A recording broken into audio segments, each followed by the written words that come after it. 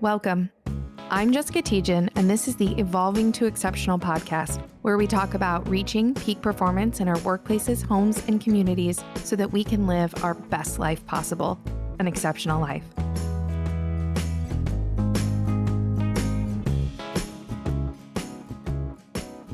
Welcome back to this week's episode of Evolving to Exceptional. I have another fantastic guest with us this week, Kyle Cross. Kyle works in a really unique type of role where he is a shared services support and in the HR function for law firms. I think he'll bring a tremendous amount of value and insight as we look at his career experience and how uniquely he uses that in that partnership space. So Kyle, I'd love to give you a chance to kind of introduce just a little bit about your path to HR, what makes you so passionate about HR. I know from talking to you previously, you are definitely passionate about HR and what it is you do and why you do it. Yeah, thanks, Jessica. It's great to be here. And for me, I think my path to HR was really through psychology. I was a psych major at Von Bonn University here in St. Louis and played baseball there and kind of fell into IO Psych.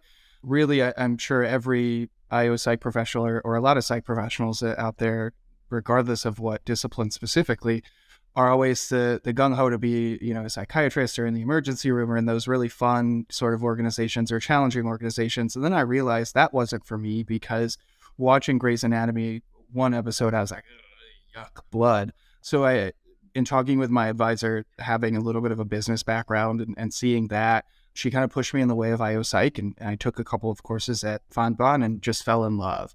The psychological side of work and how employees can get the most out of work and employers can get the most out of employees to get the most out of work is just such a fascinating science. And being able to live that on the day-to-day and be sort of on, for a long time, on the front lines of that, it really inspired me to take this sort of customer service approach to helping employees through their employee life cycle.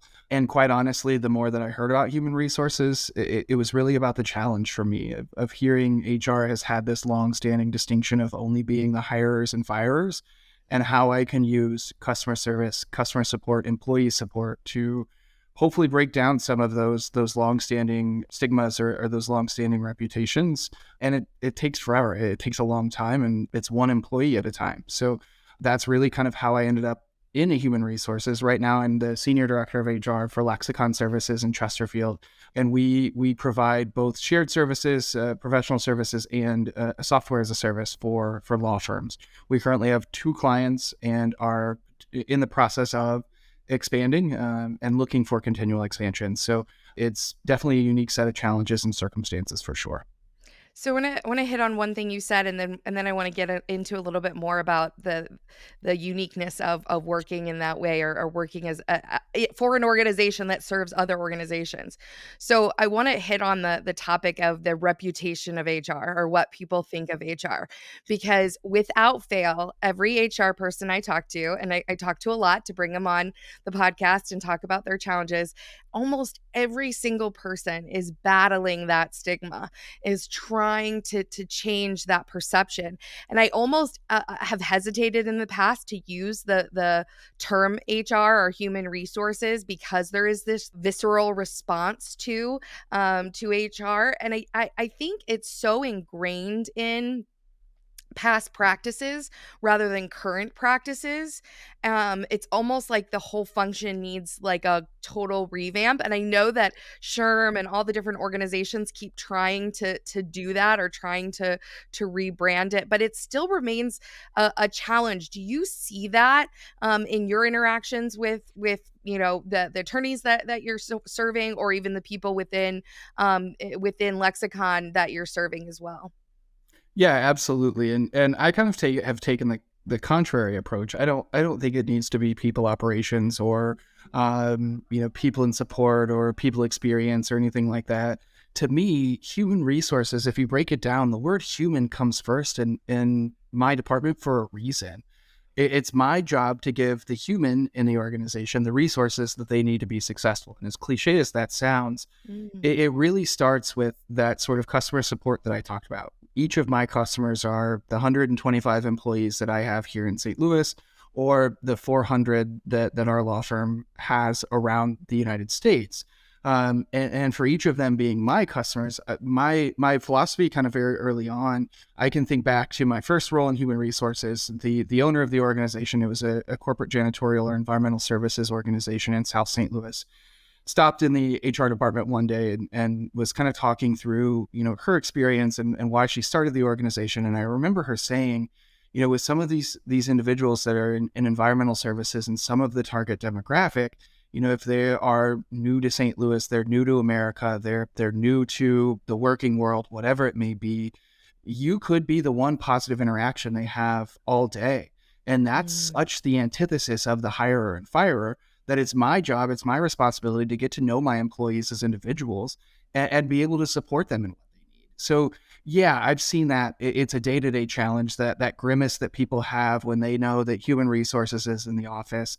In fact, I heard it earlier this morning. I came to one of our locations because I was doing a presentation at our new employee orientation, and I heard, oh, human resources is here. It's like, hang on a second, like that's not how this works. I try to get here as much as I can and just show, like, I'm not always here to fire someone. yeah. I'm here to just be another employee, to be another ear, to be a resource that you have to continue your success here at this organization. And that just, it takes time. It takes a lot of time and a lot of continual effort.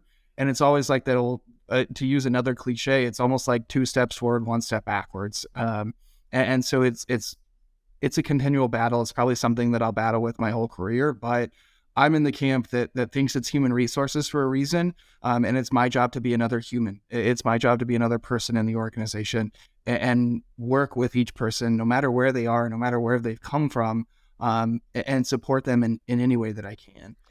My door is always open. My phone's always on.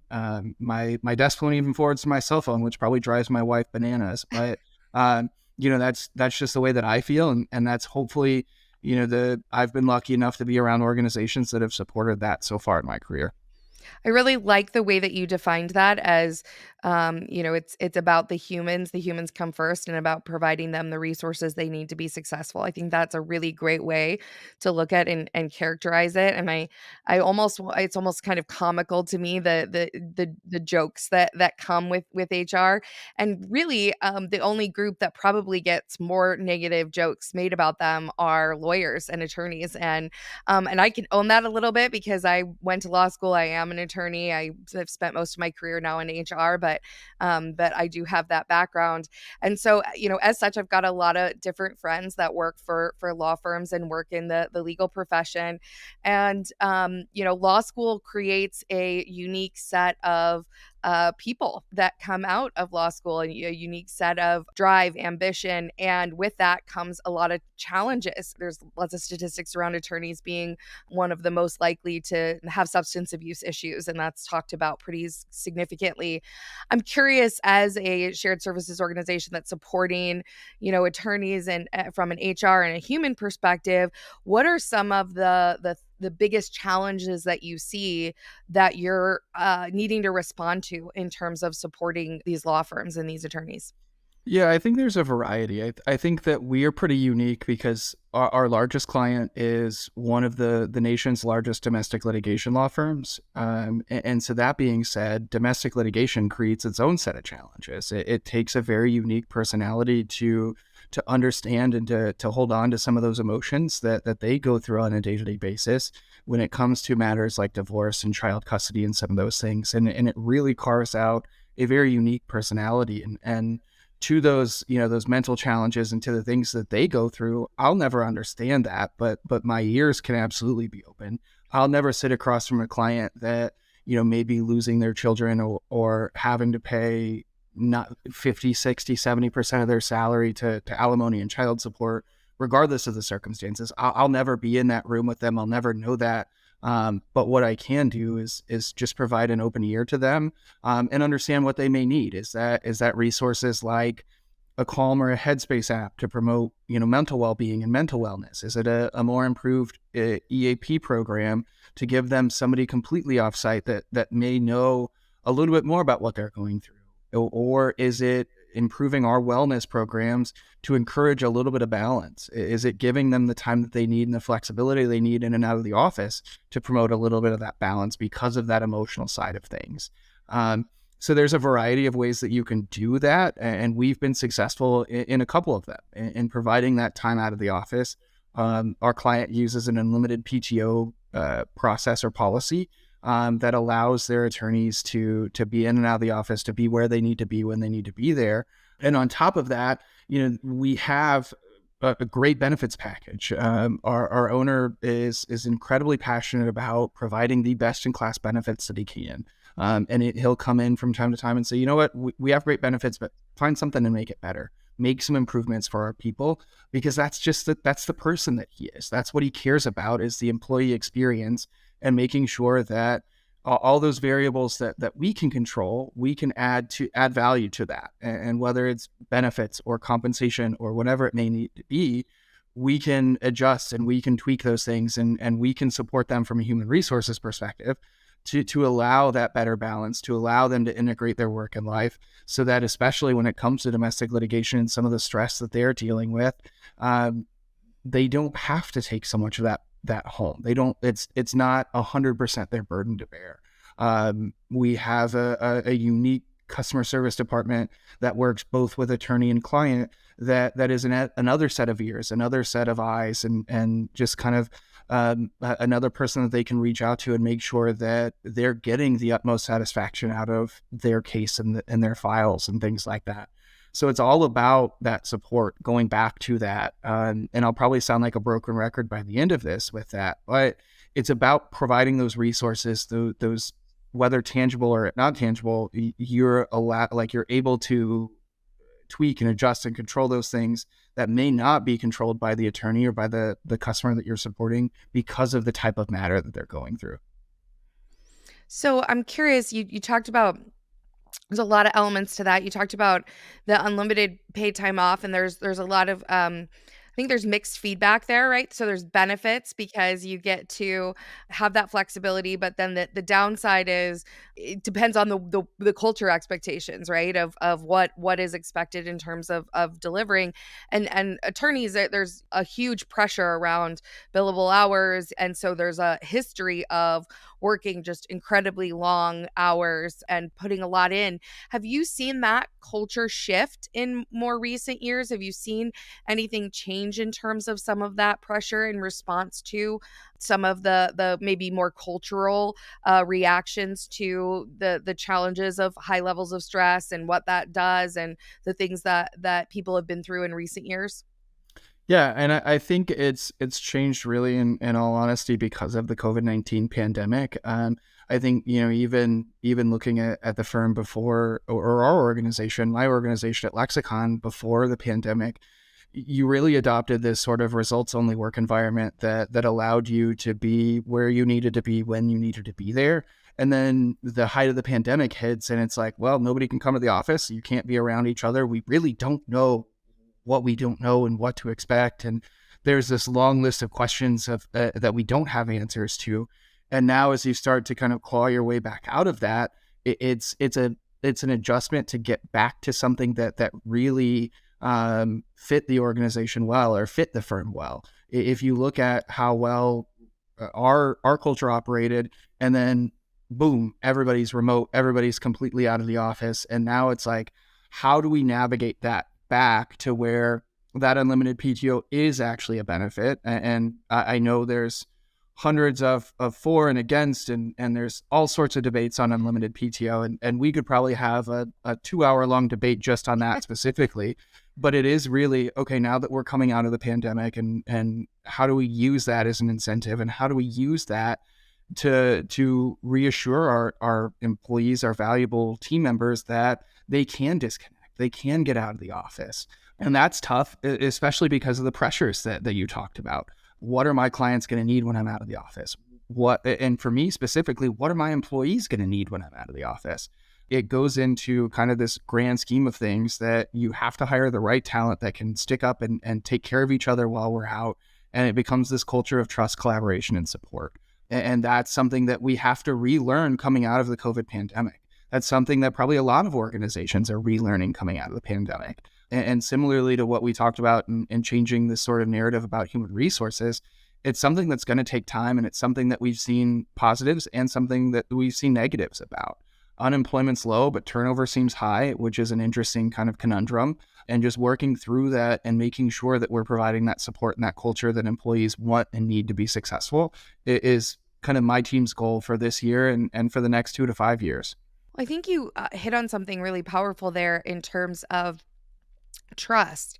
And I think that when you think about the historical cultures, I'm not sure that our cultures really trusted employees.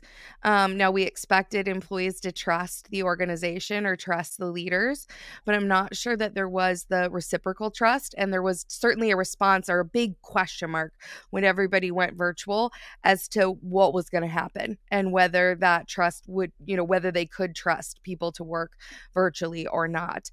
But when you go back historically, in a lot of cases, when you think about the ability to just replace people if they're not doing a good enough job or if they're not meeting requirements or things like that, it becomes that can I trust my organization? Can I trust my people to deliver on what I'm asking them to deliver on? And so it's almost as if now, and especially when it comes to unlimited pay time off, which actually I am a fan of, consequently, it requires trust, right? It requires being able to trust your people to make good decisions about what they're doing, where they're doing it, when they're doing it. But it requires that trust to go both ways, that there's that mutual understanding of what is acceptable, what isn't acceptable. What do you see, in terms of trust in these organizations, either around PTO or just in general, with the challenge of making that shift and creating that culture within organizations? I think it's been tougher to build that trust because of how much we leverage technology at times. I think it certainly can be done, and when it's done well, it unlocks this sort of next level of performance for your team. But I do think it's tougher because it's easy for me to just pack my laptop when I go and travel and pop on to email and check emails at night, when the kids are asleep or whatever, or when everyone's out to dinner or after dinner or whatever. And I've had people on my team do that. And it's like, oh no, I can check email. Well, no, you need to unplug and you need to take the time that you need, because human resources is an incredibly stressful, sometimes thankless area of work, and you need to value that time and value yourself when you're out of the office. So it's that constant reminder. It's the constant communication of, hey, making sure that you have this backup identified or this person identified when you're out of office, so that you don't have to take your technology. Somebody like me, I'm happy to, but I don't expect an HR generalist or an HR coordinator to take their laptops and their stuff with them. I want everyone up to me to take their time and to enjoy it. For me, it comes with the territory a little bit. It being the one that's been nominated to steer the ship a little bit, I have to, be able to be plugged in at all times. And thankfully, in my organization and in previous organizations, I've been lucky enough to be around individuals that have trusted me and that I've trusted to be able to say, you know what, okay, I can unplug. I can trust whomever it may be to do that, but it takes time. It's about building that relationship and those constant communications of not chastising someone, right? But like, hey, just as a gentle reminder, I don't expect you to respond to emails at midnight, or I don't expect you to respond to emails when you're on vacation. I get that you have the technology to do so, but you don't need to. We have this for you. We can support you. We are a team for a reason. And that's one of the things that when I came back to Lexicon, kind of in my career arc, if you will, one of the things that we established very early on our team was just, hey, anytime if you need to delegate, no questions asked. If you need to nominate a backup for while you're on PTO, great. Look, you're trusted as an individual, that we are a team. And if you need anything, if you have something that you just can't get done, that you just can't get to, it's not a judgment. It's not a negative. It's something that we do to rally together and to build a cohesive unit, because we're all here for the same reason. We're all here to support our employees and our clients to make sure that they're as successful as they can possibly be. It's interesting in thinking about technology's impact on building trust in general. And you made me think about with taking you talking about taking your laptop.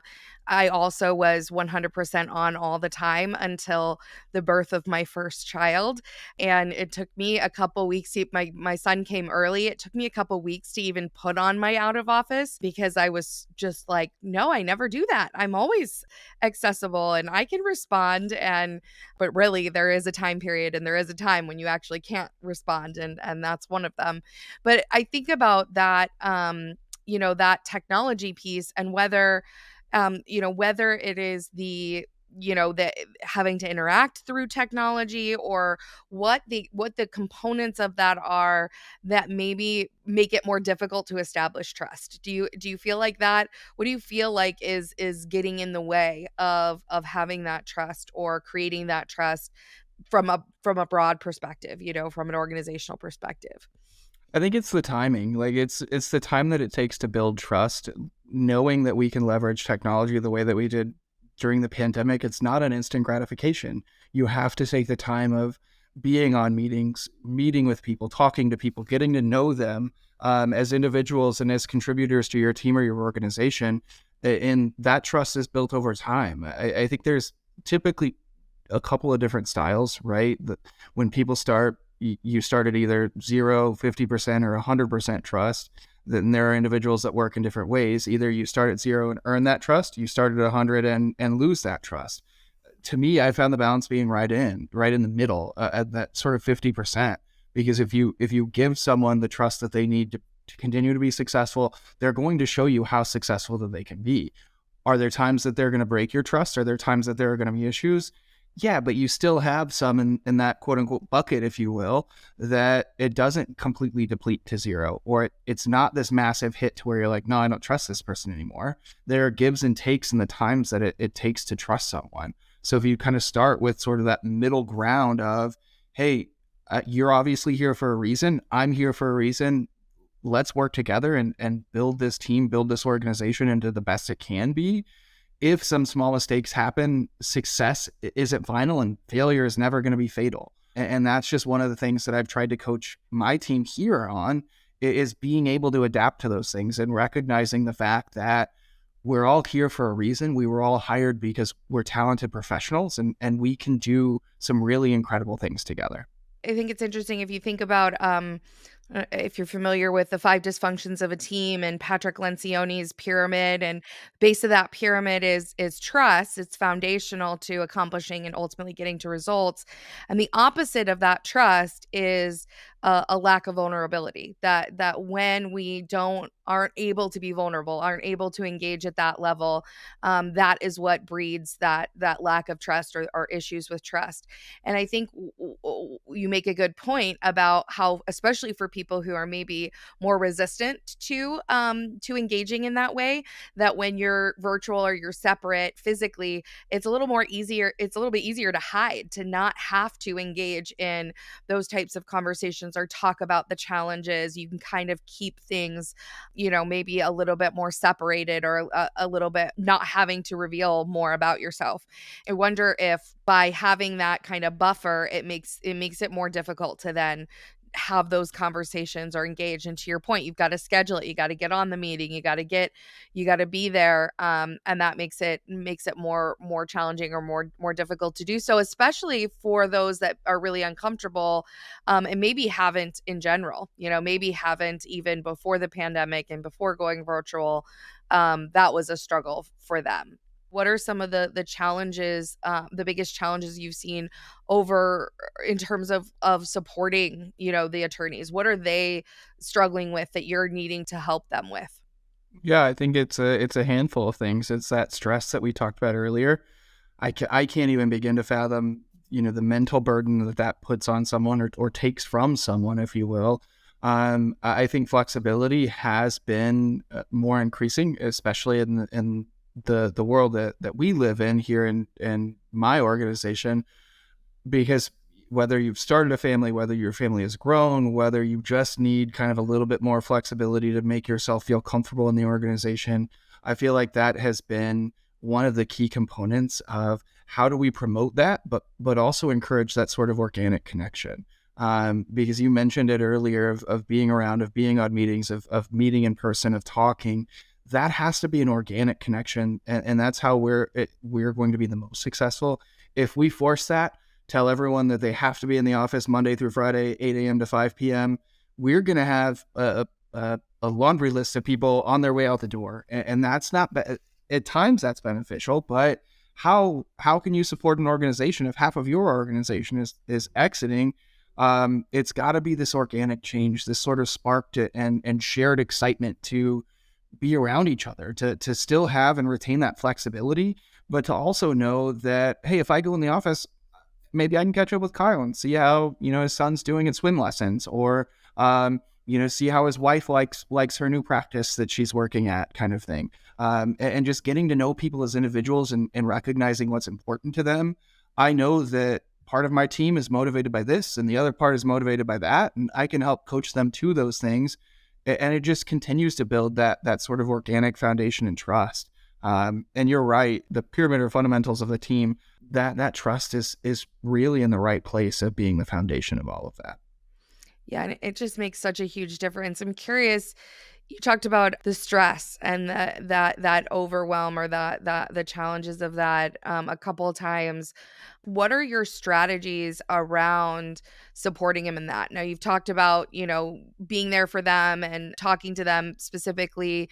Is there any specific like initiative or focus or something that you guys are doing to, address that ongoing challenge? Yes and no. I think there's been some culturally adopted sort of initiatives that are more around like employment quality, and wellness. Some of the things that we can control inside of the employment life cycle.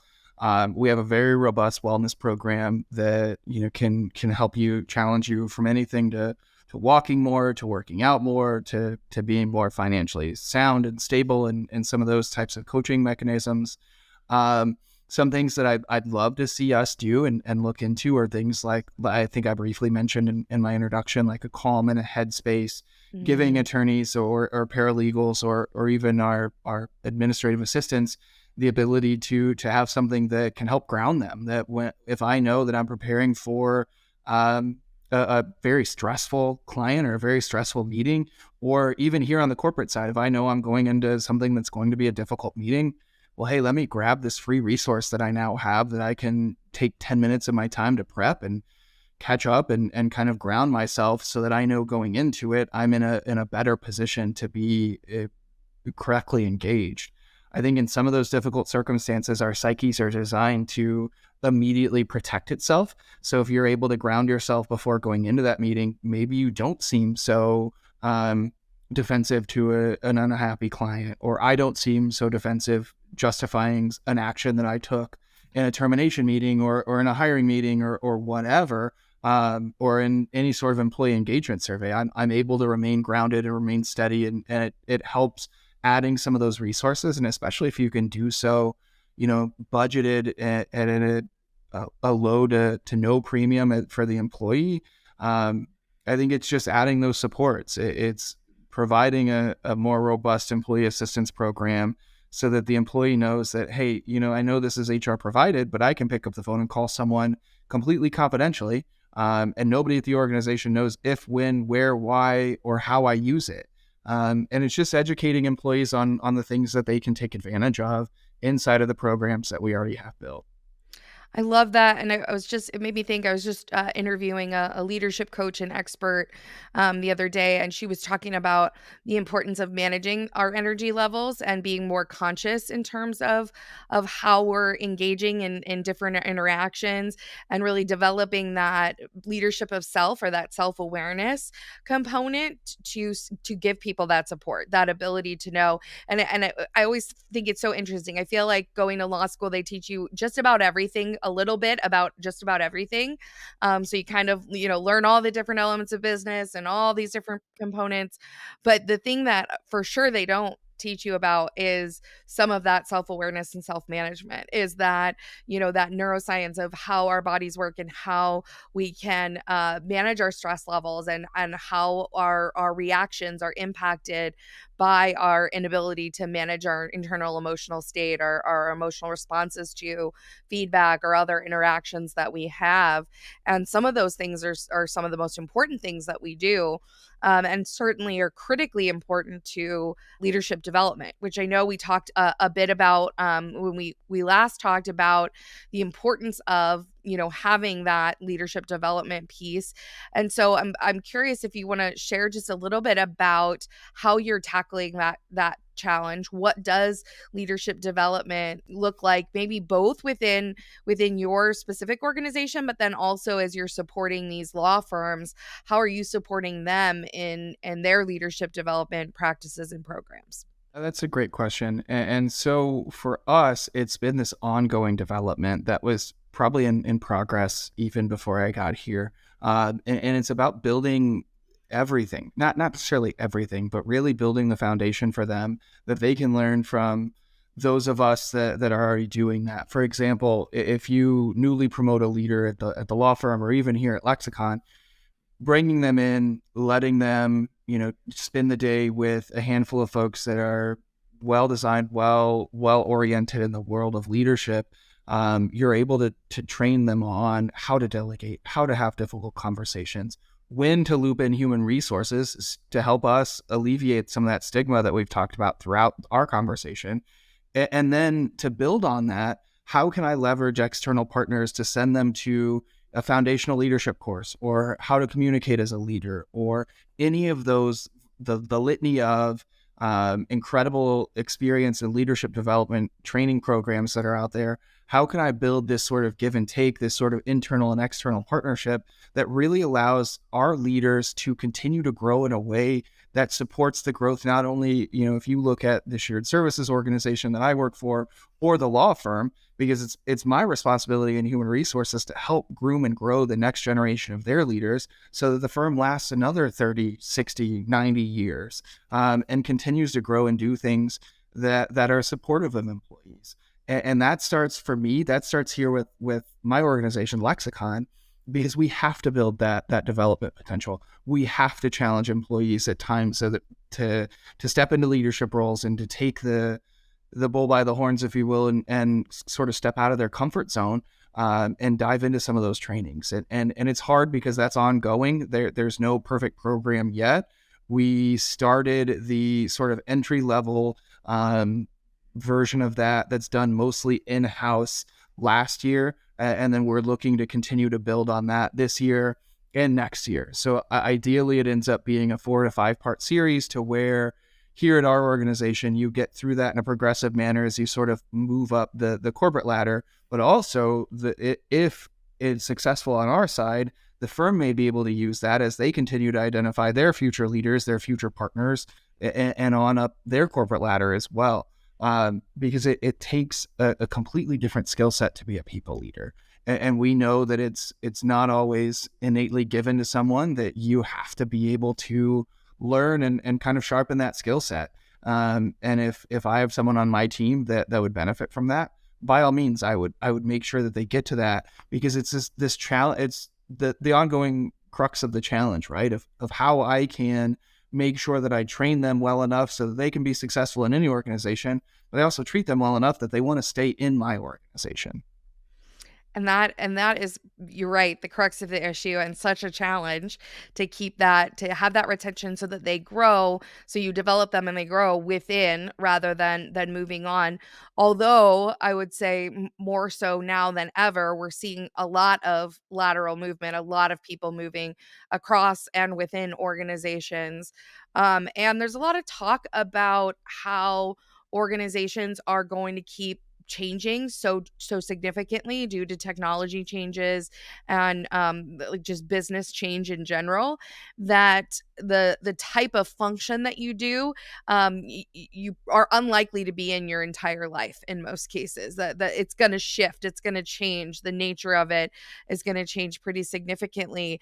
So as a result of kind of some of those challenges, what do you find is one of the biggest missing pieces for leaders? What do you find is something that either as new leaders or even as leaders who've maybe been there for a while, and maybe that's even more so the case, have been there for a while, but are still struggling with particular leadership skill sets or capabilities that you see as necessary to their being an effective leader? Yeah, I think that differs, and the two kind of main concepts that I've seen are delegation, because one is, we'll start there, but delegating in a sense that I know my team is incredibly busy. I know their plates are already full. How do I take a new project or something that's on my plate and pass that on? And how do I make them understand that? So it's delegating. And for me, the other one that I've seen kind of in my career thus far is the ability to give direct and difficult conversation, or to host a direct and difficult conversation in a way that ultimately is not destructive. And people listening to this, people watching this may scratch their head and be like, how is that even possible? And it's an equal mix of art and science. And I'll be honest, I'm probably not very good at it either, but it's more of a do as I say, not as I do kind of thing. But if you're able to give someone very direct, very clear, sometimes difficult messaging, but still reinforce that support that they need from you, ultimately, I think that's the key to being a successful leader and to continuing to grow as a leader, is if you're able to share the delegation, to share the work, even though you recognize the fact that they're incredibly busy, having a high level of accountability and a high level of empathy, I think usually continues to build really, really good leaders. So you're able to delegate, you're able to understand, you're able to hear them and take those things into consideration. But then when you need to, you're able to deliver that difficult, sometimes direct, sometimes destructive feedback, because those conversations have a tendency to turn that way.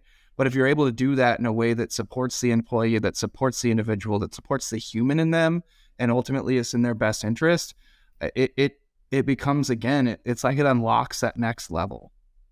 I've had some interesting feedback around this, in terms of talking with individuals and other organizations, and I'd love your insight on this. So, one of the things I keep hearing, and a lot of the things you just talked about, that's missing is kind of that self awareness. Is that more of that self leadership, or that ability to engage in those conversations, to be aware of the impact that your words are having, and what impacted how you want to deliver that message when you're having those critical conversations, and being conscious of other people's then responses as a result of being more aware of yourself.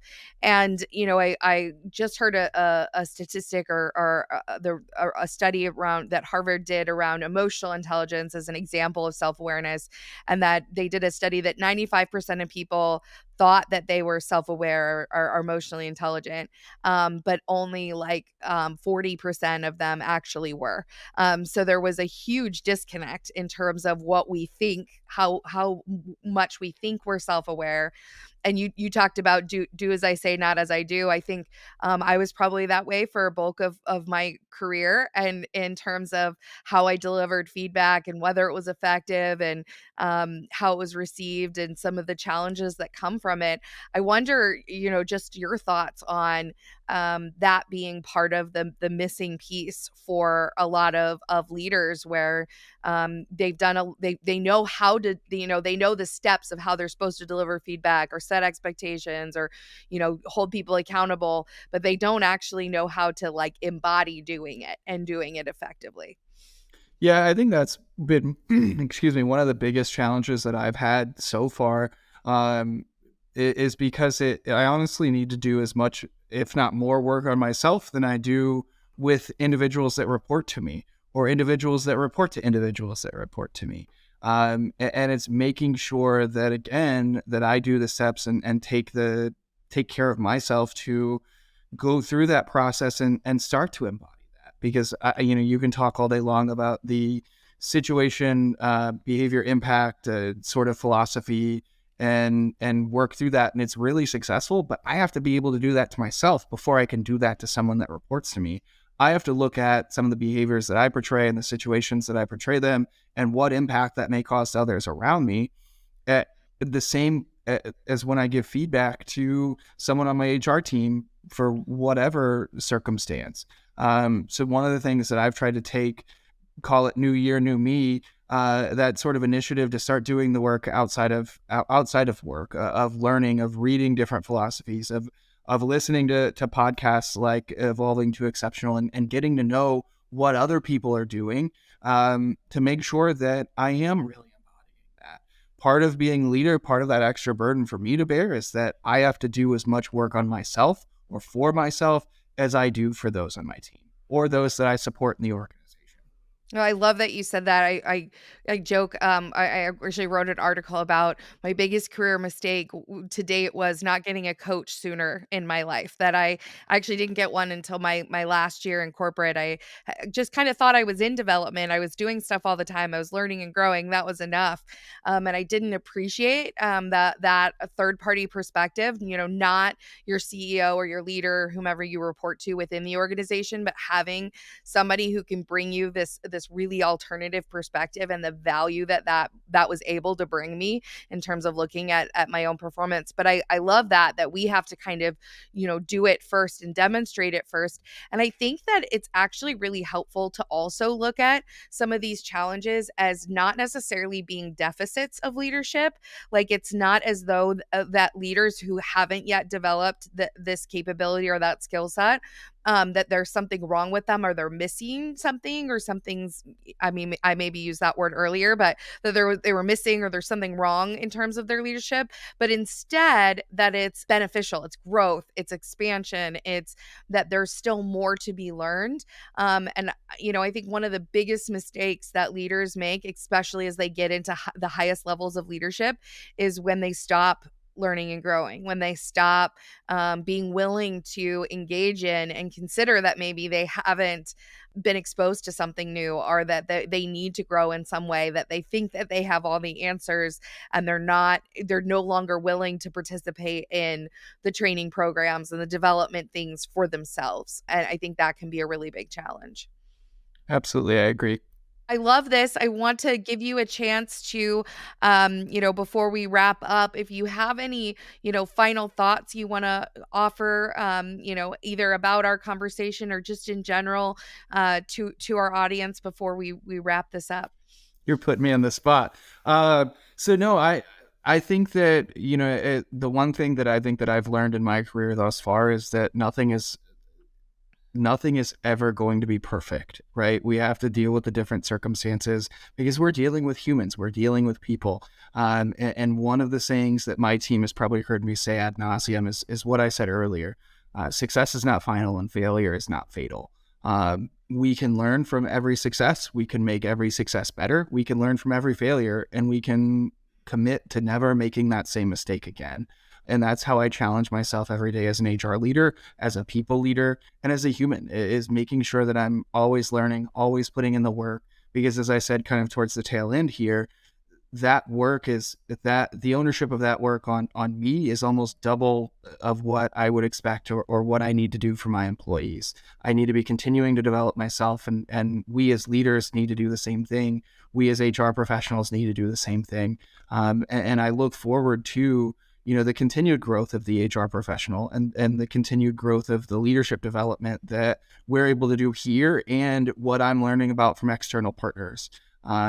Never stop growing, never stop learning. And it's been, thank you again for having me, Jessica. This has been a really, really fun conversation.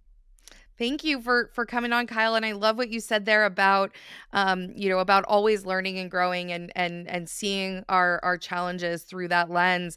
One of the things I like to always say is that there's really the only time we can really fail is when we give up, is when we don't move forward. Everything else is simply either a success or an opportunity to grow and learn. And when we look at life that way, it's a little bit more enjoyable and a lot less stressful. So anything we can do to reduce stress and help progress, our leaders and our organizations forward, is where we want to be. So Kyle, you're doing amazing things. Your organization is just fantastic. I love the model and what you guys do. Thank you so much for coming on today's episode. And to all of our guests, just a reminder to just always keep evolving. Have a wonderful day.